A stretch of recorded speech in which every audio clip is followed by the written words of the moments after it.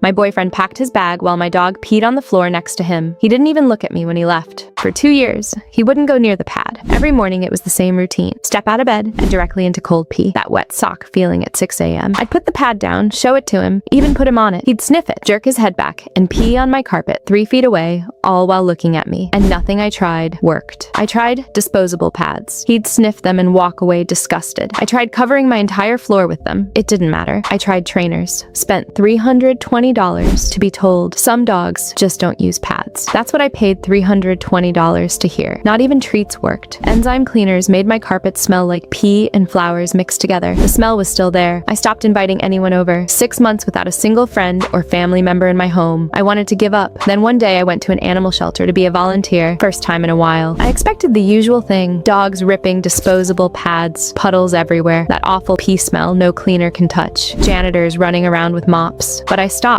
the second I walked through the door. There were no puddles, no smell, no janitors. 30 strayed dogs. My one dog had my apartment reeking and this place smelled like nothing. I couldn't move. I just stood there. The thing that shocked me the most, they didn't have disposable pads or used enzyme cleaners or even trainers. They only had some weird pads that actually looked like small carpets. I found the manager. Her name was Sarah. I grabbed her arm and said, "How does this place smell so clean? I have one dog and my living room smells worse than this." And then I vented about all of it. The boyfriend, the $320 trainer, the carpet, 2 years of wet socks at 6 a.m. She looked at me and said, "You use disposables? We stopped using those years ago. They don't work."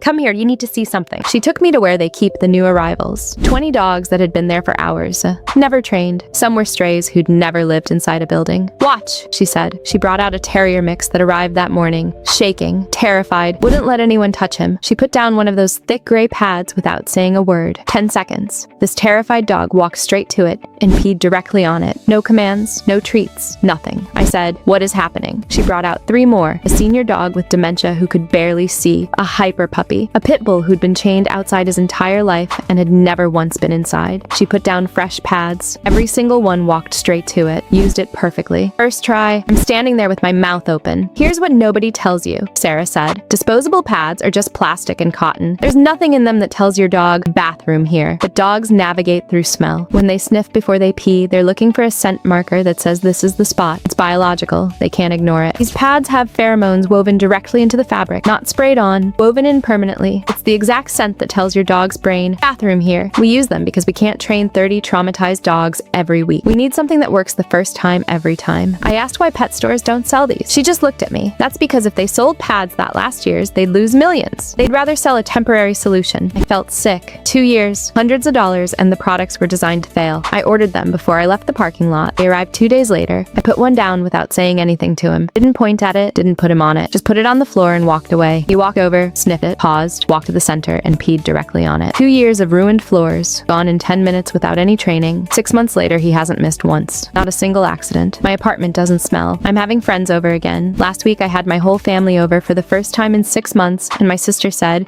"Your place smells amazing." I'll leave the link below, but last time I checked, they were almost sold out. They have a 30-day guarantee, but after watching Sarah use them with 30 dogs in one afternoon, I've never seen one returned. After almost giving up my dog, I realized I was never failing him. I just never gave his nose what it needed.